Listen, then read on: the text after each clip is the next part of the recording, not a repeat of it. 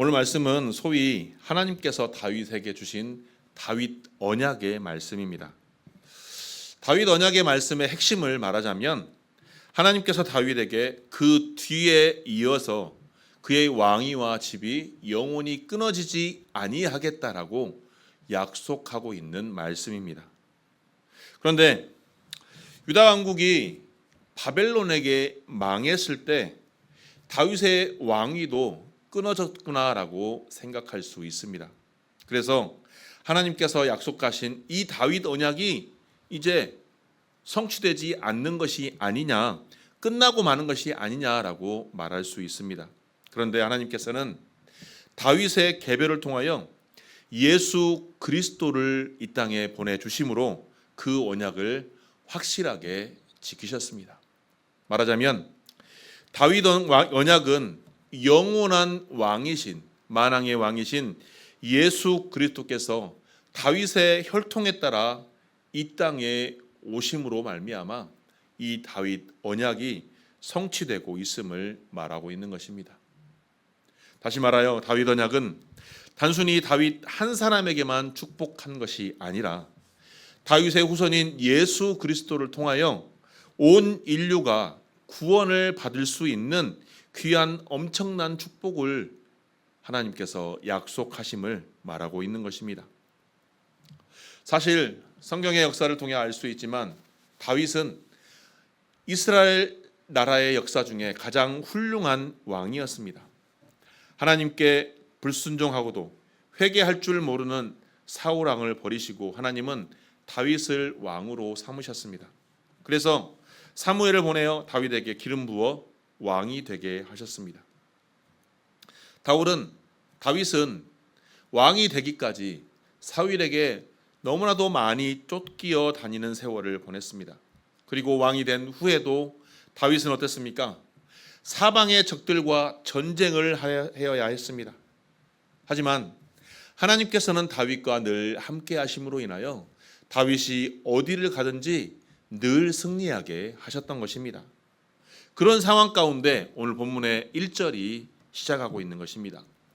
본문의 1절의 말씀을 보면 여호와께서 사방의 모든 대적을 파하사 왕으로 궁에 평안히 거하신 때라고 말하고 있습니다. 즉 여호와께서 모든 원수들을 무찌르시고 이제 다윗의 왕궁에서 평안하게 살아갈 수 있을 때, 그때 이제 오늘의 사건이 벌어지는 것입니다. 하나님께서 주신 은혜와 축복을 다윗이 생각한다면 너무나 감사할 수밖에 없는 것입니다. 다윗의 삶은 어떻습니까? 왕이 되기 전까지 양을 치던 소년이었습니다. 형들에게 밀려서 아무것도 할 수 없는 양치는 소년이었습니다. 그 양치는 소년을 하나님께서 택하셔서 이스라엘의 왕으로 삼으셨습니다. 이스라엘의 왕으로 삼은 것뿐만이 아니라 다윗이 어디를 가든지 늘 승리케 하셔서 모든 백성들이, 모든 세상의 모든 나라가 다윗을 우러러 바라볼 수 있는 귀한 자리까지 올라간 사람이었습니다. 이렇게 다윗은 하나님께서 주신 은혜와 축복을 누리면서 이제 평안한 삶을 살아갈 수 있었습니다. 그런데 그때 다윗은 문득 생각이 들었습니다. 하나님의 성전을 생각하게 되었습니다. 뭔가 그리고 크게 잘못되었음을 깨닫게 되었던 것입니다. 즉 다윗은 지금 자신은 백향목으로 지은 화려하고 웅장한 궁전에서 호화롭게 살고 있는데 하나님의 성전, 즉 하나님의 법궤는 여전히 초라한 천막이었던 것입니다. 즉 하나님의 성전이 지어지기 전까지는, 지금 여기까지는 하나님께서 임재하시는 하나님의 법궤는 어디 있었습니까? 출애굽 시대에 하나님께서 천막을 짓고 그 안에 법궤를 넣으라 했던 그 상황 그대로 천막 안에 있었던 것입니다. 다윗은 영화를 누리며 온갖 찬사를 받고 있었지만 마땅히 영광을 받아야 될 하나님께서는 초라한 천막에 있는 것이 아니냐라고 다윗은 크게 이것이 잘못되었음을 깨달았던 것입니다. 그래서 다윗은 이를 놓고 회개하는 것뿐만이 아니라 중대한 결심을 하였던 것입니다. 그 중대한 결심이 무엇입니까? 바로 하나님의 성전을, 아름다운 성전을 건축하겠다라고 결단했던 것입니다. 나단 선지자는 이러한 다윗의 결단을 듣고 하나님께서 크게 기뻐하실 것이다 라고 하였습니다. 하나님께서는 이러한 다윗의 마음을 보시고 매우 기뻐하시며 오늘의 본문의 말씀인 다윗과 언약을 체결하신 것입니다. 하나님께서 다윗의 마음을 기쁘게 받으셨다는 의미입니다. 하지만 다윗이 하나님의 성전을 직접 건축하지는 못했습니다. 하나님께 하나님의 성전을 건축하도록 하나님께 허락받지 못했던 것입니다. 다만 다윗의 아들 세대인 솔로몬 시대에 성전을 건축하도록 다윗이 모든 제반 준비를 할 수 있도록 만반의 준비를 하였던 것입니다. 다윗은 당대에 가장 강대하고 강력하고 존경받은 왕이었습니다. 그런데 그러한 다윗이 자신의 성전이 뿐만이 아니라 하나님의 성전을 건축하겠다라고 결단하였을 때 하나님께서는 이제 다윗에게 더 많은 복을 주시기로 결정하신 것입니다. 다윗에게 주신 하나님의 복, 그 첫 번째가 무엇일까요? 먼저 다윗의 이름을 존귀하게 만들어 주시겠다고 하셨습니다. 9절 말씀입니다. 함께 읽겠습니다. 시작.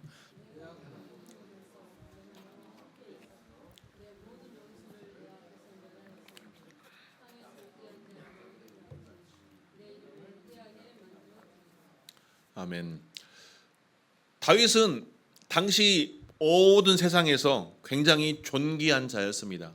강력한 왕이었습니다. 그럼에도 불구하고 하나님께서 이제 다윗과 같은 왕은 없을 것이다. 세상에서 가장 존귀한 자의 이름같이 내 이름을 존귀하게 하겠다라고 약속하신 것입니다. 하나님을 사랑하고 하나님의 이름을 선포하겠다라고 결단만 해도 하나님께서는 이처럼 다윗에게 허락하셨던 은혜를 우리에게도 허락하여 주십니다. 오늘 우리의 삶 가운데 다윗과 같은 결단이 오늘 저와 여러분의 결단이 되길 소망합니다. 하나님, 내가 다윗처럼 하나님의 일을 내 삶의 우선순위로 생각하겠습니다. 하나님의 삶을 내 삶의 우선순위로 생각하며 살아가겠습니다. 이렇게 결단할 수 있는 저와 여러분이 되기를 축복합니다. 그런데 하나님께서는 이제 다윗에게 두 번째 축복을 허락하십니다. 두 번째가 뭐냐면 나라를 견고하게 해주시겠다라고 하고 있습니다.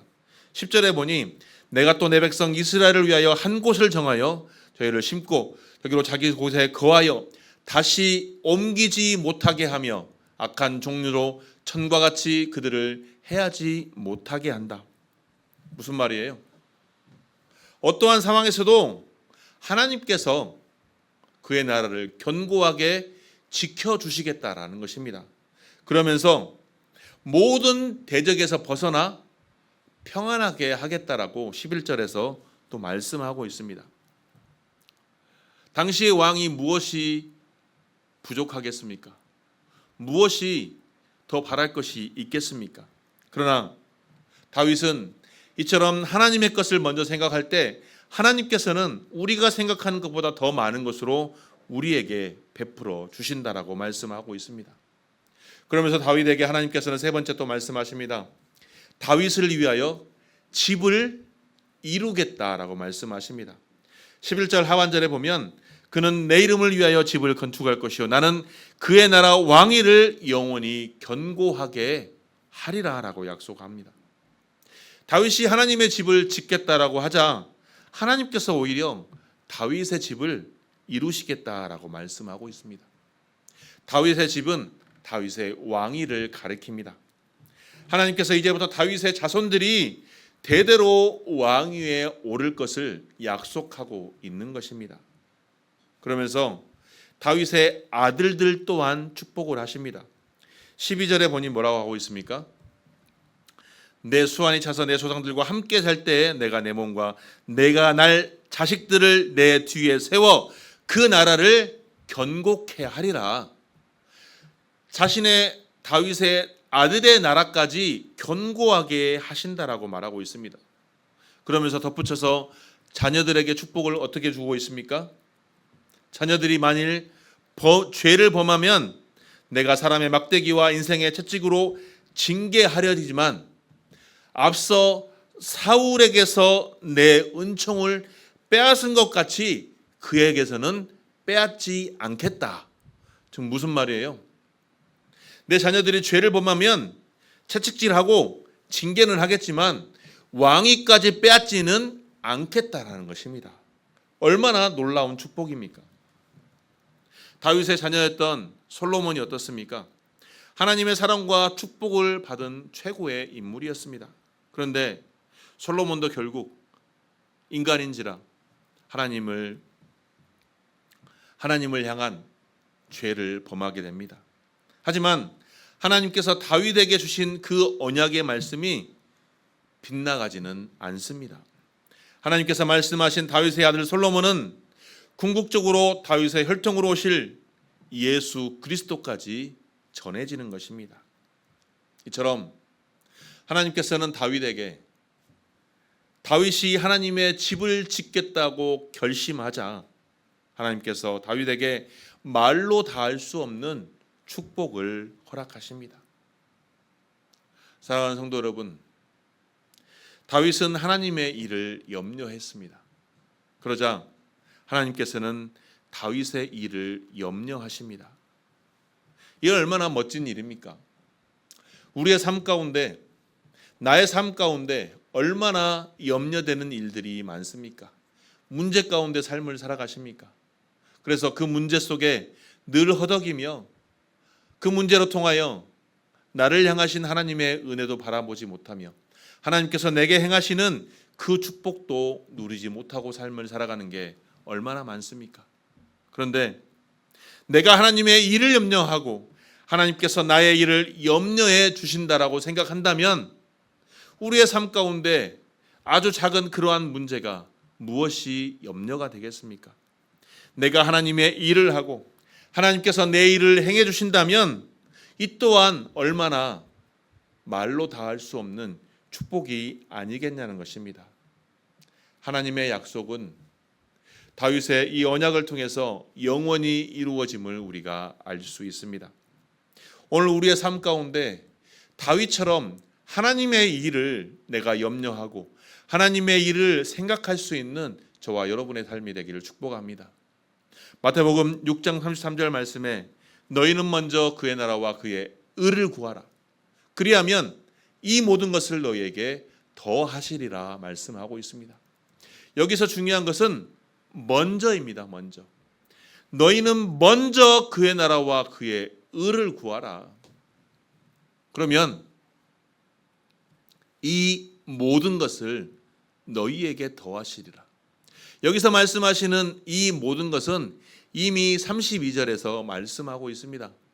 이방인들이 다 구하는 것, 우리의 삶을 통해 우리가 구하는 모든 것들을 하나님께서 뭐 하신다고 말씀하십니까? 더해 주신다라고 말씀하고 있습니다. 우리가 하나님의 은혜와 능력으로 산다면 우리는 이 땅에서 모든 삶이 기쁘고 감사하고 평안한 일로 가득할 줄 믿습니다.